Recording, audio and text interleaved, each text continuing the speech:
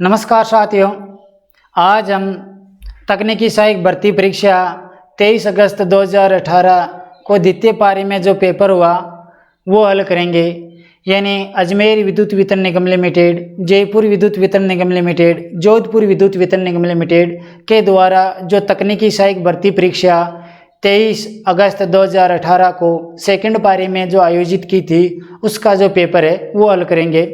इसमें कुछ प्रश्न हमने पहले वीडियो में हल कर लिए, जो शेष प्रश्न है वो हम हल करेंगे। तो आज का अपना प्रश्न है, सभी स्विच पर लगाए जाने चाहिए। यानी जो स्विच है वो किस पर लगाने चाहिए। स्विच है, सर्किट ब्रेकर है या फ्यूज है, ये सभी फेज तार पर लगाए जाने चाहिए। यानी फ्यूज है या स्विच है ये फेज तार पर ही लगाए जाने चाहिए। तो जीवित तार कहे या फेज तार कहे तो फेज तार या जीवित तार पर लगाए जाने चाहिए। तो राइट आंसर क्या हो जाएगा, ए, जीवित तार पर। अगला क्वेश्चन है, वर्कशॉप में प्रकाश व्यवस्था के लिए निम्न में से कौन सी वायरिंग उपयुक्त है। यानी एक कार्यशाला है, इसमें प्रकाश व्यवस्था करनी है। प्रकाश व्यवस्था के लिए इनमें से कौन सी वायरिंग की जाती है।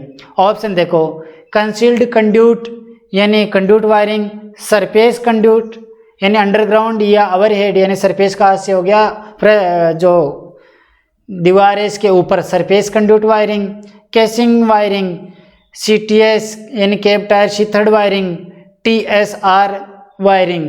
तो जो वर्कशॉप है उनमें प्रकाश व्यवस्था के लिए सरफेस कंड्यूट वायरिंग की जाती है। तो राइट आंसर क्या हो गया, सरफेस कंड्यूट वायरिंग यानी बी ऑप्शन इसका सही होगा।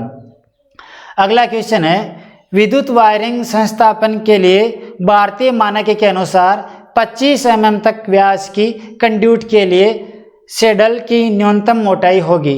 जो शेडल्स लगाते हैं उनकी मोटाई क्या होगी, 25 mm व्यास की कंड्यूट के लिए। तो इसके लिए जो शेडल्स की जो मोटाई है उसका व्यास है, जो गेज है वो 20 SWG रखा जाता है। तो राइट आंसर क्या हो गया, 20 SWG यानी सी ऑप्शन इसका सही होगा। अगला क्वेश्चन है, धात्विक कंड्यूट के लिए विद्युत सत्यता या निरंतरता क्यों आवश्यक है। यानी हम जो कंड्यूट वायरिंग कर रहे हैं इनमें जो कंड्यूट है, दो कंड्यूट को जोड़ते हैं मान लो, तो इनको कंटिन्यूटी आवश्यक है, यानी आपस में इनको जोड़ना आवश्यक है। कंटिन्यूटी क्यों आवश्यक है। ऑप्शन देखो, वोल्टता गिरावट को कम करने के लिए, गैल्वेनिक क्षरण सीमित करने के लिए, प्रभावी ग्राउंड फॉल्ट पथ निर्माण करने के लिए, ओवर करंट सुरक्षा युक्ति का संचालन सुगम बनाने के लिए, और सी या डी। यानी सी में क्या, प्रभावी ग्राउंड फॉल्ट पथ निर्माण करना, और डी में है ओवर करंट सुरक्षा संचालन का सुगम बनाना। तो ये दोनों ही सही है। यानी जो कंटिन्यूटी आवश्यक क्यों है, यानी इनकी जो कंड्यूट हम जोड़ रहे हैं उनको प्रॉपर यानी एक दूसरे को कसा हुआ या जोड़कर क्यों स्थापित करते हैं, हम कंटिन्यूटी क्यों बनाए रखते हैं, ताकि प्रभावी ग्राउंड फॉल्ट का पथ निर्माण कर सके और अति करंट सुरक्षा युक्ति का प्रचलन सुगमता से बन सके। इसके लिए हम इनको कंड्यूट की सत्यता यानी निरंतरता आवश्यक रखते हैं। तो राइट आंसर क्या हो जाएगा, ए, यानी प्रभावी ग्राउंड फॉल्ट पथ निर्माण करने के लिए और ओवर करंट सुरक्षा युक्ति का संचालन सुगम बनाने के लिए। अगला क्वेश्चन है, सर्विस लाइनों में स्थायी रूप से विद्युत ऊर्जा टैप करने के लिए ओवरहेड लाइनों में जॉइंट उपयोग किया जाता है। यानी सर्विस लाइन, एक कोई ओवरहेड लाइन है मान लो, उससे हमें सर्विस लाइन निकालनी। मान लो ये कोई पोल है और ये मान लो ओवरहेड लाइन जो आ रही है यहाँ इस पोल पर, यहाँ से हमें सर्विस लाइन का कनेक्शन लेना है। तो सर्विस लाइन का कनेक्शन लेने के लिए हम यहाँ जो जोड़ बनाएंगे वो कौन सा जोड़ होगा। तो यहाँ पर जो जोड़ होगा वो ब्रिटेनिया जोड़ होगा, और ब्रिटेनिया में भी कौन सा होगा, यानी सर्विस लाइन ये सीधी लाइन आ रही है, इससे ये टी जोड़ बना रहे हैं यानी शाखा निकाल रहे हैं, तो यहाँ पर ये जोड़ होगा वो टी जोड़ होगा। तो ब्रिटेनिया टी जोड़ का प्रयोग करेंगे। तो राइट आंसर क्या हो जाएगा, ब्रिटेनिया टी जोड़। इसमें ब्रिटेनिया स्ट्रेट जोड़ क्या देर किस में काम लेते हैं, चालक की सीधी लंबाई बढ़ाने के लिए। वेस्टर्न यूनियन ये भी चालक की सीधी लंबाई बढ़ाने के लिए। स्क्रैफर्ड ये हो गया अर्थ चालक के लिए, जहाँ पर कम तनन प्रतिबल कम हो वहाँ पर काम लेते हैं। तो इसमें यानी सर्विस लाइन के लिए पूछा है तो ब्रिटेनिया टी जोड़ होगा। राइट आंसर हो गया ए। अगला क्वेश्चन है बेटन पर TRS टफ रबड़ शीथड केबल के लिए उपयुक्त होते हैं, यानी टी बेटन वायरिंग कर रहे हैं और बेटन वायरिंग में TRS यानी टफ रबड़ शीथड केबल ले रहे हैं। तो बेटन वायरिंग निम्न वोल्टता के लिए कम यानी कम वोल्टता यानी 250 वोल्ट तक के लिए हम काम में लेते हैं। तो बेटन वायरिंग पर TRS केबल यानी टफ रबड़ शीथड केबल ले रहे हैं, तो इसका प्रयोग किस वोल्टता के लिए करेंगे? तो कम वोल्टता लो टेंशन वोल्टता LT केबल के लिए हम वोल्टता के लिए हम काम में लेते हैं बेटन TRS केबल, बेटन पर TRS केबल। तो राइट आंसर क्या हो गया? ए, कम वोल्टता। अगला क्वेश्चन है से अधिक पर भूमिगत प्रणाली काम नहीं कर सकती, यानी किस वोल्ट से ज़्यादा वोल्ट पर भूमिगत यानी अंडरग्राउंड प्रणाली में हम सप्लाई का जो वितरण नहीं कर सकते।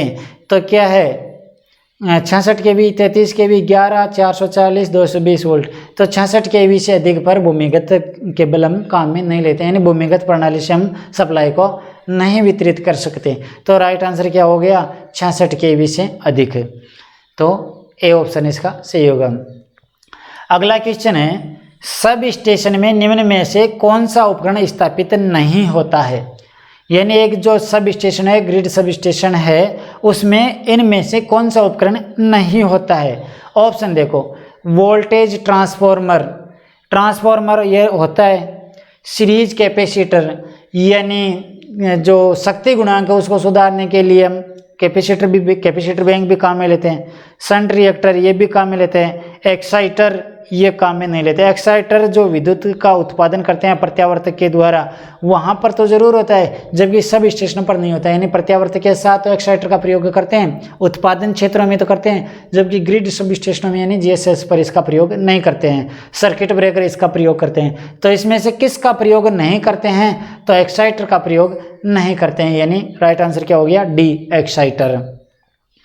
अगला क्वेश्चन है किस सब स्टेशन में एक ट्रांसफार्मर के लिए कितने न्यूट्रल अर्थ पिट्स होते हैं, यानी एक ट्रांसफार्मर में सब स्टेशन पर कितने अर्थ किए जाते हैं? तो 3 अर्थ किए जाते हैं।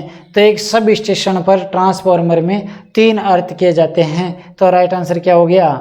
सी, 3। अगला क्वेश्चन है सर्किट को आइसोलेटर से डिस्कनेक्ट कर दिया जाता है जब, यानी एक सर्किट है उसको आइसोलेटर से विच्छेदित कर दिया जाता है, कब कर दिया जाता है? ऑप्शन देखो, जब लाइन चार्ज हो जाता है, जब लाइन में कोई करंट नहीं होगा, जब लाइन फुल भार पर होगा, जब सर्किट ब्रेकर खुला नहीं होगा। ए और सी दोनों। तो कब करते हैं? जब लाइन में कोई करंट नहीं होता है तो इसको आइसोलेटर से डिस्कनेक्ट कर देते हैं। तो राइट आंसर क्या हो गया? सी, सॉरी बी, लाइन में कोई करंट नहीं होगा, यानी बी ऑप्शन में लाइन में कोई करंट नहीं होगा। तो राइट आंसर है इसका बी। अगला क्वेश्चन है मो रिले ट्रांस यानी खालिस्तान दे रखा ट्रांसमिशन लाइनों के लिए उपयुक्त होता है, यानी मो रिले किस प्रकार के ट्रांसमिशन लाइनों के लिए प्रयोग किया जाता है? ऑप्शन देखो, extra high voltage, ultra high voltage, कम वोल्टेज, उच्च वोल्टेज। तो राइट आंसर क्या हो गया? ई। अगला क्वेश्चन है कोरोना डिस्चार्ज इफेक्ट को कम करने के लिए इनमें से कौन सा तरीका इस्तेमाल किया जाता है, यानी कोरोना इफेक्ट को कम करने के लिए क्या किया जाता है? तो ऑप्शन देखो, चालकों के बीच की जगह को बढ़ाकर, हाँ चालकों के बीच की जगह को बढ़ाने से कोरोना प्रभाव कम हो जाता है। अगला है कंडक्टर का डायमीटर बढ़ाकर, यानी चालक का व्यास बढ़ाकर, इससे भी कम हो जाता है। कोरोना रिंग का इस्तेमाल करने से भी कोरोना प्रभाव कम हो जाता है। और बंडल किए गए कंडक्टर का इस्तेमाल करके, यानी रस्सी नुमा चालक बनाने से, इससे भी होता है। तो राइट आंसर क्या हो जाएगा? उपरोक्त सभी, यानी ये सभी ही के द्वारा ही जो कोरोना प्रभाव उसको कम किया जा सकता है। तो राइट आंसर हो गया ई, उपरोक्त सभी। अगला क्वेश्चन है एक उपभोक्ता का कनेक्टिंग भार 2 किलोवाट है और उसकी अधिकतम मांग 1.5 किलोवाट है, उपभोक्ता का मांग गुणांक क्या होगा? मांग गुणांक के बारे में पूछा है। तो मांग गुणांक क्या होता है? यानी जो मांग गुणांक है वो होता है जो अधिकतम मांग या स्वीकृत भार बटा कनेक्टिंग भार। तो मांग गुणांक बराबर क्या होता है, मांग गुणांक होता है या तो स्वीकृत भार कह सकते हैं या अधिकतम मांग भी कह सकते हैं। स्वीकृत भार बटा संयोजित भार या कनेक्टिंग भार, संयोजित भार, या इसे हम इस प्रकार से भी कह सकते हैं कि स्वीकृत भार को हम अधिकतम मांग भी कह सकते हैं। अधिकतम मांग बटा संयोजित भार का अनुपात मांग गुणांक कहलाता है। तो मांग गुणांक बराबर क्या होता है, स्वीकृत भार बटा संयोजित भार या अधिकतम मांग बटा कनेक्टिंग मांग या संयोजित भार। अब देखो कनेक्टिंग भार तो क्या है 2 किलोवाट और अधिकतम मांग क्या है 1.5। तो अधिकतम मांग कितनी है इसकी 1.5 किलोवाट और संयोजित भार कितना है 2 किलोवाट। कितना हो गया, इसमें इसका भाग लगाओ तो कितना आ रहा है 0.75। तो इसका मांग फैक्टर या मांग गुणांक क्या हो जाएगा 0.75। किस ऑप्शन में है, सी ऑप्शन में है। तो राइट आंसर क्या हो गया सी 0.75। अगला क्वेश्चन है, किसी सिस्टम के विभिन्न सब सर्किट की व्यक्तिगत अधिकतम मांग और पूरे सिस्टम की अधिकतम मांग का अनुपात क्या कहलाता है। यानी व्यक्तिगत अधिकतम मांग और पूरे सिस्टम की अधिकतम मांग का अनुपात क्या कहलाता है, तो यह कहलाता है डाइवर्सिटी फैक्टर। तो डाइवर्सिटी फैक्टर बराबर क्या होता है, व्यक्तिगत अधिकतम मांग बटा अधिकतम मांग। देखो कौन कौन से था, एक तो होता है मांग गुणांक। मांग गुणांक तो हो गया स्वीकृत भार बटा संयोजित भार या अधिकतम मांग बटा कनेक्टिंग या संयोजित भार। और एक होता है डाइवर्सिटी मांग यानी डाइवर्सिटी गुणांक या फैक्टर।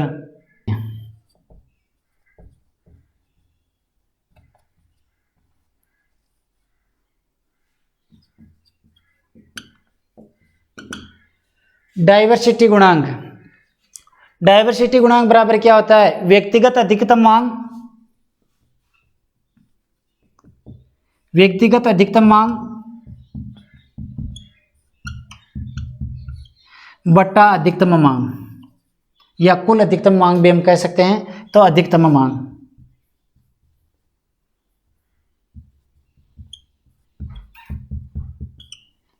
व्यक्तिगत अधिकतम मांग बटा अधिकतम मांग।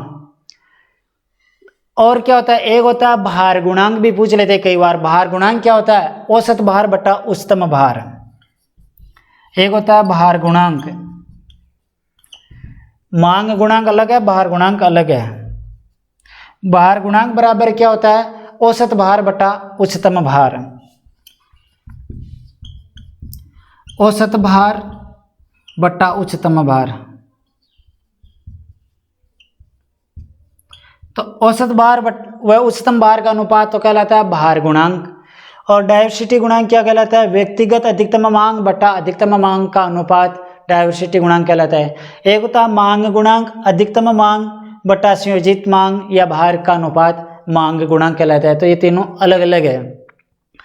अगला क्वेश्चन है, स्विच का ज़्यादातर इस्तेमाल वहाँ होता है जहाँ हमें ग्राउंड और लाइन दोनों को एक साथ ब्रेक करना है।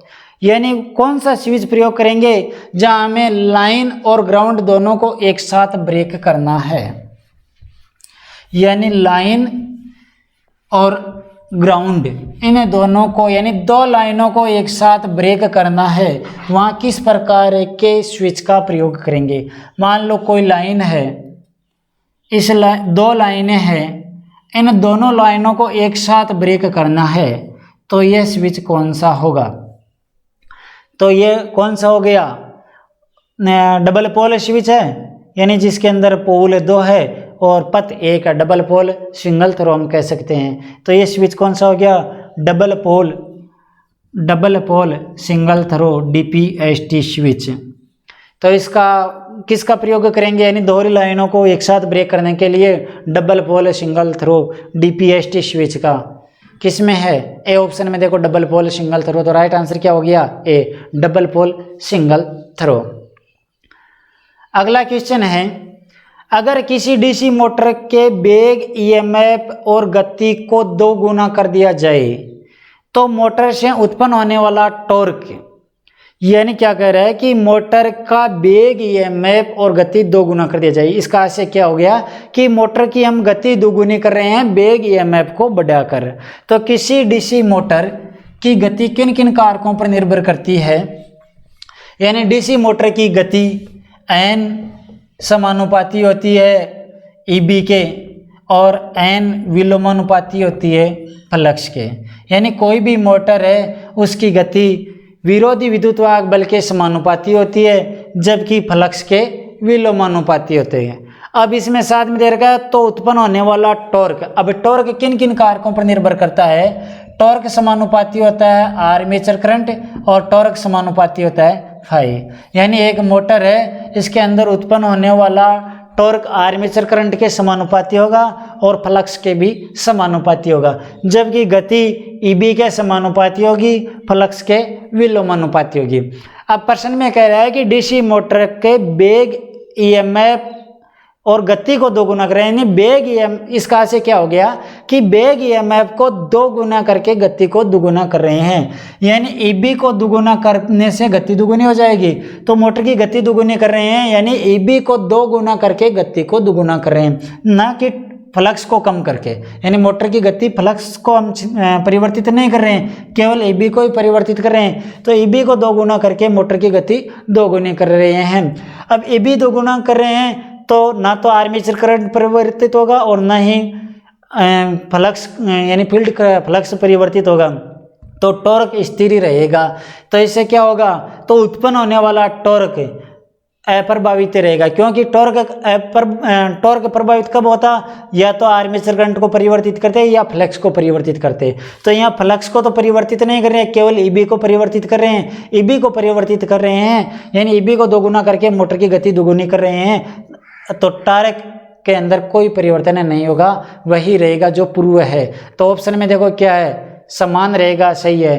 पहले मान का चौथाई कम हो जाएगा, यानी मान का चौथाई कम हो जाएगा, नहीं 1/4 हो जाएगा, नहीं 4 गुना बढ़ जाएगा, नहीं 2 गुना हो जाएगा, नहीं मान का 1/3 तक कम हो जाएगा, नहीं, यानी पूर्व है वही रहेगा, तो समान ही रहेगा। तो राइट आंसर क्या हो गया? ए। अगला क्वेश्चन है, इनमें से कौन सा फेरा मैग्नेटिक पदार्थ है? यानी फेरा पूछा है, यानी लोहा चुंबकीय पदार्थ पूछा है। इनमें से कौन सा लोहा चुंबकीय पदार्थ है? यानी लोहा चुंबकीय 3 प्रकार के होते हैं ना, लोहा चुंबकीय, अनुचुंबकीय और प्रतिचुंबकीय। अब देखो टंगस्टन अनुचुंबकीय पदार्थ है, यानी पेरा प्रकार का पदार्थ है। एल्यूमिनियम भी पेरा मैग्नेटिक पदार्थ है, यानी अनुचुंबकीय। कॉपर है डाया, यानी प्रतिचुंबकीय प्रकार का पदार्थ होता है कॉपर। निकिल है लोहा चुंबकीय, यानी फेरोमैग्नेटिक पदार्थ है। ये सभी, तो राइट आंसर क्या हो गया? फेरोमैग्नेटिक पूछा है तो निकिल होता है, यानी निकिल तो है फेरोमैग्नेटिक। टंगस्टन और एल्यूमिनियम है पेरा, यानी अनुचुंबकीय पदार्थ। और तांबा होता है, तांबा डाया मैग्नेटिक पदार्थ होता है, यानी प्रतिचुंबकीय प्रकार का पदार्थ होता है ताम्र। तो राइट आंसर हो गया निकिल, यानी डी, लोहा चुंबकीय पदार्थ है।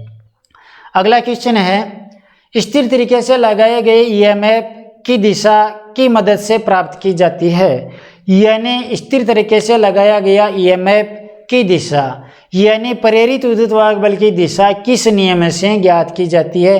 प्रेरित विद्युत वाहक बल उन्हीं यानी लेंज के नियम से ज्ञात करते हैं। लेंज का नियम क्या है कि प्रेरित विद्युत वाहक बल सदैव उन्हीं कारणों का विरोध करता है जिसके कारण वह उत्पन्न होता है, यानी लगाए गए विभव से एकदम विपरीत प्रकार का होता है प्रेरित विद्युत वाहक बल।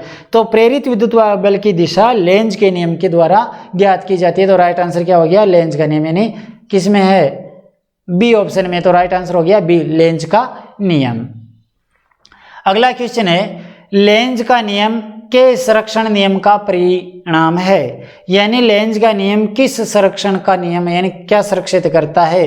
तो लेंज का नियम ऊर्जा संरक्षण नियम का परिणाम है, यानी लेंज के ऊर्जा संरक्षण नियम का ही परिणाम है या आधारित है। तो हम कह सकते हैं कि लेंज का नियम ऊर्जा के संरक्षण नियम का परिणाम है, यानी राइट आंसर क्या हो जाएगा? ऊर्जा, यानी सी ऑप्शन इसका सही होगा। अगला क्वेश्चन है, बिना परस्पर कपलिंग वाली सीरीज में दो 300 माइक्रो हेनरी कॉइल का कुल इंडक्टेंस होता है। यानी यह कह रहा है कि दो कॉइल है जो परस्पर कपलिंग नहीं है, यानी दो इंडक्टर है जो अलग अलग है। किस प्रकार से है? मान लो एक ये इंडक्टर है, इसके साथ में दूसरा इंडक्टर श्रेणी क्रम में लगा हुआ है, ये दे रखा है।